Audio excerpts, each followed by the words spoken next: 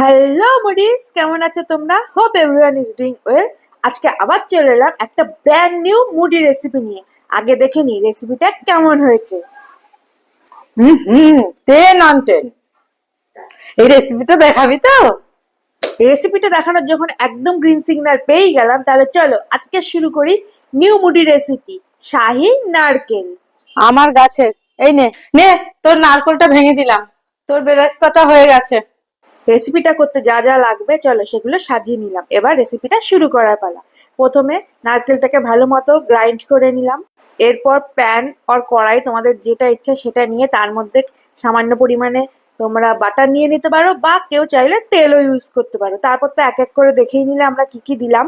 এই রেসিপিটা কিন্তু সম্পূর্ণভাবে আমার নিজের, মানে আমি কিন্তু এটা কোথাও দিয়েও কিছু দেখিনি বা কারোরটা কিছু ফলো করে করিনি। আমার যেভাবে মনে হয়েছে আমি রেসিপিটিকে সেইভাবেই করেছি, মানে যেভাবে সুন্দর আর টেস্টি করা যায় আমি ঠিক সেভাবেই করেছি। তোমরা চাইলে তোমাদের মতো কিন্তু অবশ্যই কাস্টমাইজ করতে পারো, কিছু অ্যাড করতে পারো, কিছু বাদ দিতে পারো।